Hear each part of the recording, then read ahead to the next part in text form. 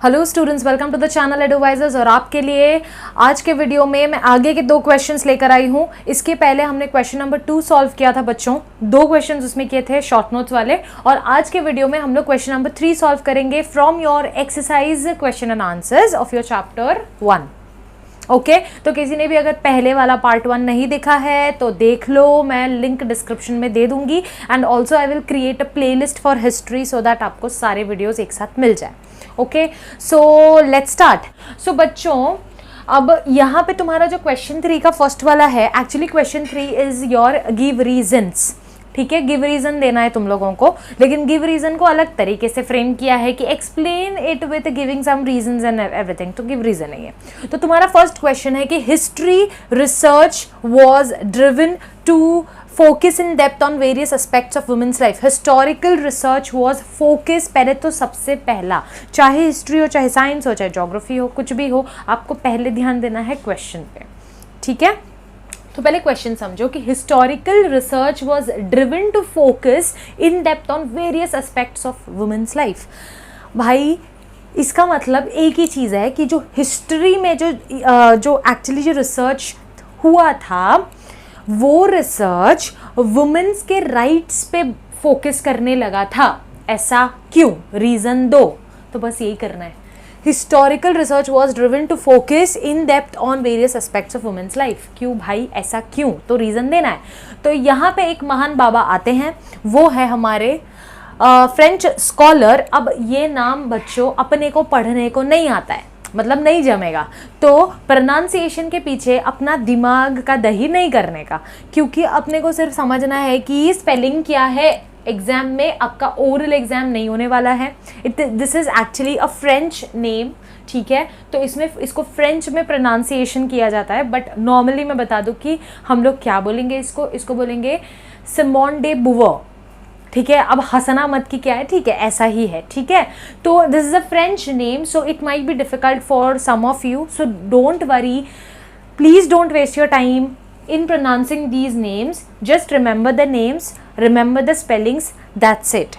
और ये नाम आपको आंसर में लिखना है, क्योंकि इसका मार्क्स मिलेगा आपको कि ये प्रोसेस किसने स्टार्ट किया था। The historical research focusing on women's right, ये शुरू किया था एक फ्रेंच स्कॉलर ने जिनका नाम है सिमोन डे बुवर। ठीक है, डन।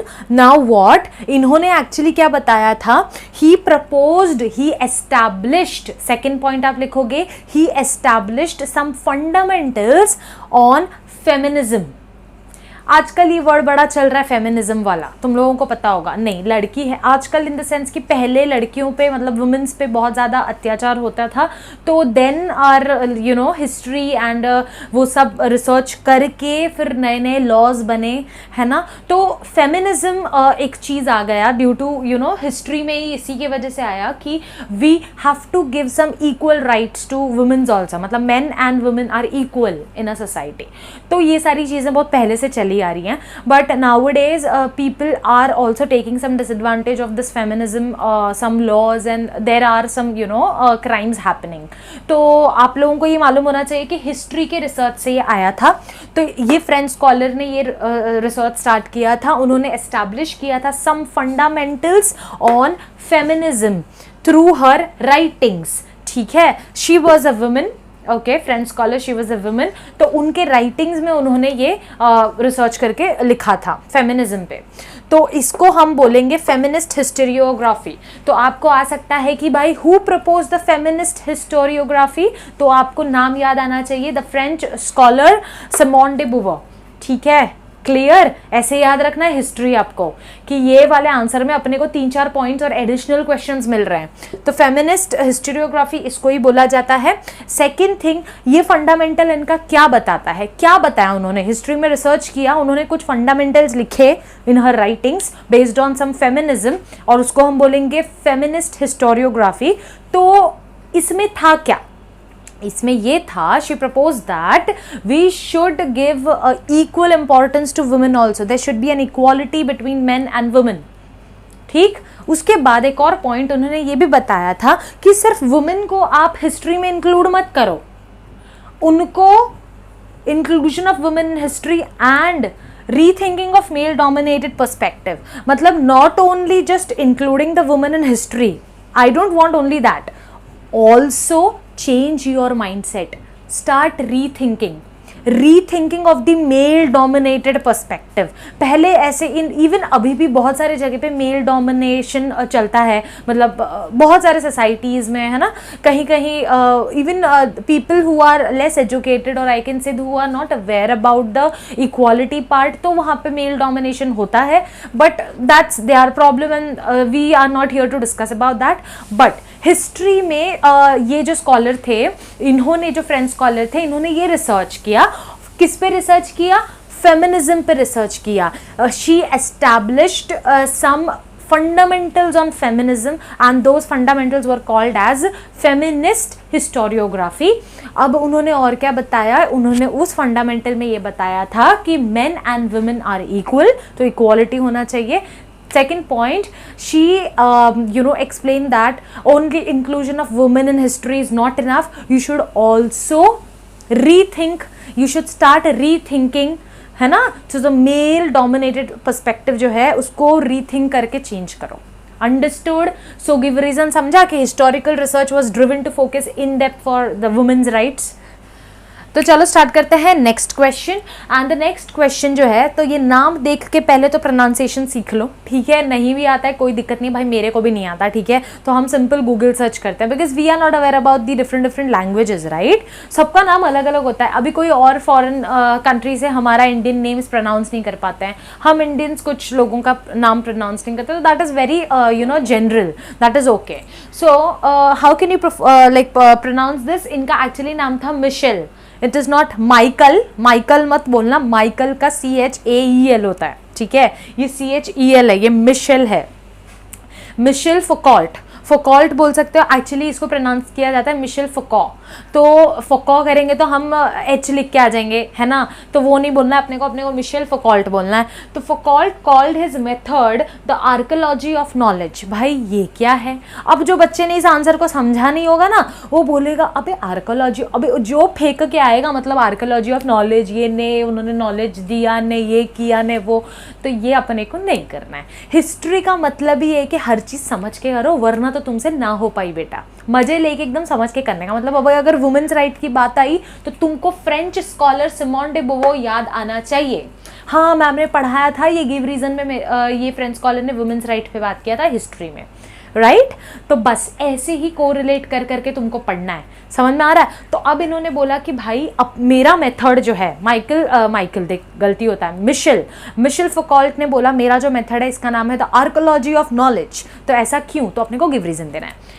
तो पहली बात तो बोलने का भाई 20th सेंचुरी में, ये भी फ्रेंच थे, ठीक है, 20th सेंचुरी में एक फ्रेंच हिस्टोरियन नामक मिशेल फुकॉल्ट आए और उन्होंने ये कुछ अपना एस्टैब्लिशमेंट किया। अब वो क्या था? Rejected the arranging of historical events in chronological order. बच्चों ये आंसर रेडीमेड नहीं है, this is only to mark the important parts. इसका मतलब ये नहीं कि बाकी के पॉइंट्स इंपॉर्टेंट नहीं है।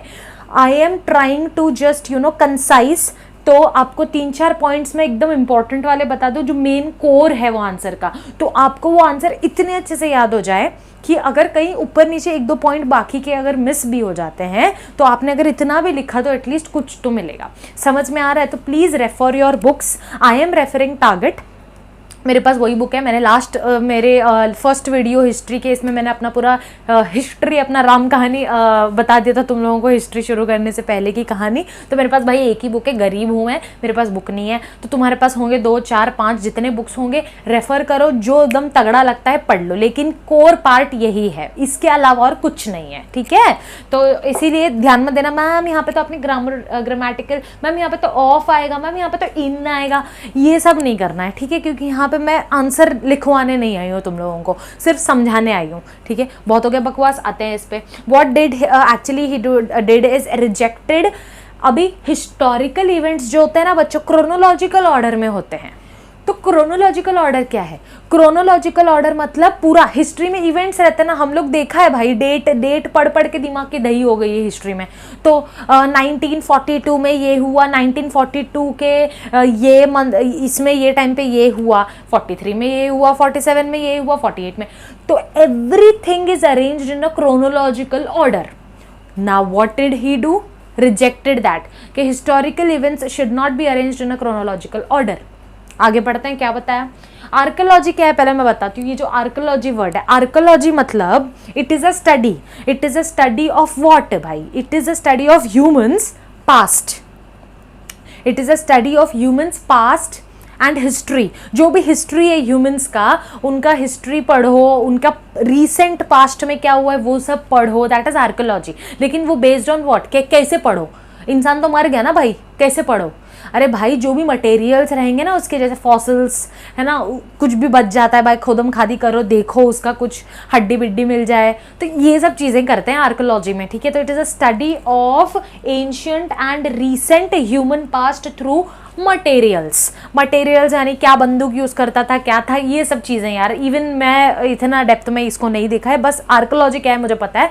तो this is the formal definition of archaeology. तो इन्होंने ये किया, इनके मेथड में उन्होंने आर्कोलॉजी कुछ तो यूज किया था, तो आर्कोलॉजी ऑफ नॉलेज, ठीक है, नॉलेज का आर्कोलॉजी। तो उन्होंने पहले तो ये रिजेक्ट कर दिया, उसके बाद क्या किया, ये मेन है भाई, attempt to explain various transitions in history. इन्होंने आर्कोलॉजी यूज किया, आर्कोलॉजी है ही भाई पास्ट के बारे में पढ़ना है, तो इन्होंने यही एक्सप्लेन किया, एक अटेम्प्ट किया कि हिस्ट्री के मतलब पहले जितना भी था सब ट्रांजिशंस क्या क्या हुआ था वो एक्सप्लेन किया। सिंपल समझ है कि आर्कोलॉजी ऑफ नॉलेज क्यों बोला गया इनको। पहले तो इनके मेथड को, इनको नहीं, इनके मेथड को, तो पहले उन्होंने ये मेथड को एकदम रिजेक्ट कर दिया कि भाई हिस्टोरिकल इवेंट्स क्रोनोलॉजिकल ऑर्डर में नहीं करने का।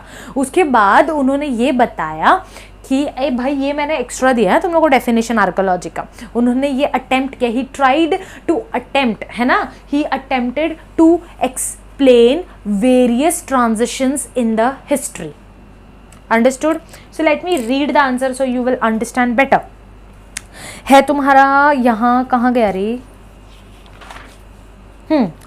तो तुमको शुरुआत ऐसे करनी भाई। In the 20th century a French historian named Michel Foucault brought forth a new concept in history, historiography।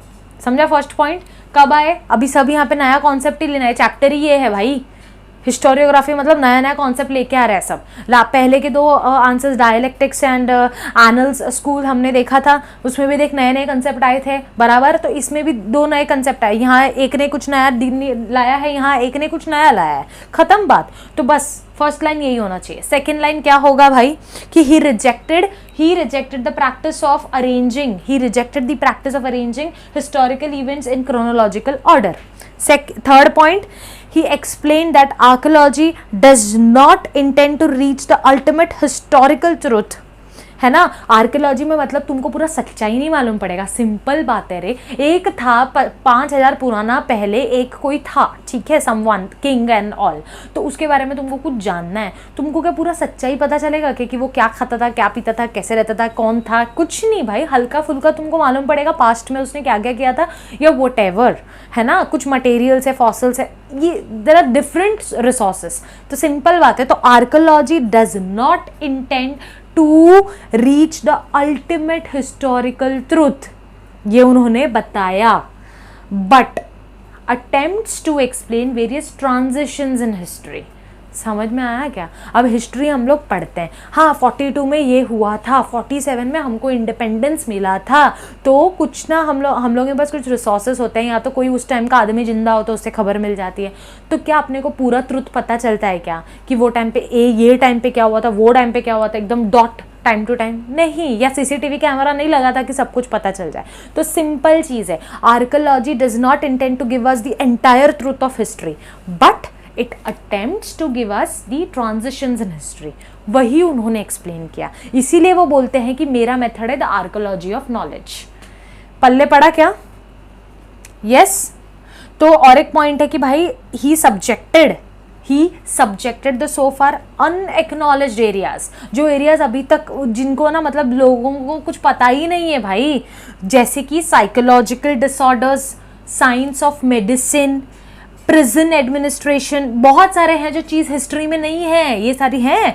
Psychological disorders, medicine के बारे में कुछ पढ़ा है आज तक तुमने? कभी नहीं। तो ये सारी चीज़ें है ही नहीं। उन्होंने ये भी बताया, आई डिडंट मेंशन दैट क्योंकि वो बहुत लंबा होता है और फिर बच्चे वही देख के डर जाते हैं, ठीक है? तो बस इतना ही है, okay? Hence for called as method which gave importance to explain the transitions in history which is archaeology।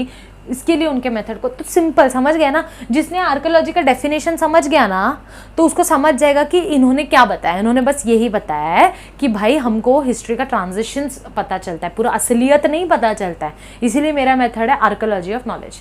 ये भाई क्लियर हो गया? आई थिंक ज़्यादा ही मैंने एक्सप्लेन कर दिया भाई। इतना भी तुमको एक्सप्लेनेशन चाहिए कि नहीं?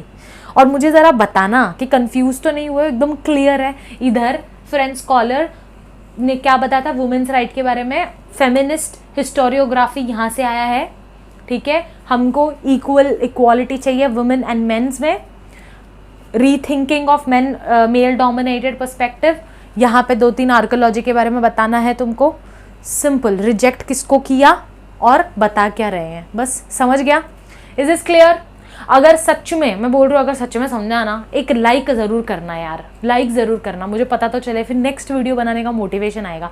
मैं रुक रही थी क्योंकि मुझे रिस्पांस देखना था and I love the response which I got from the video. Thank you so much, बहुत रिस्पांस मिला है और कमेंट्स बहुत लोगों ने किया है। थैंक यू सो मच बच्चों, सबके कमेंट्स को रिप्लाई दूंगी मैं।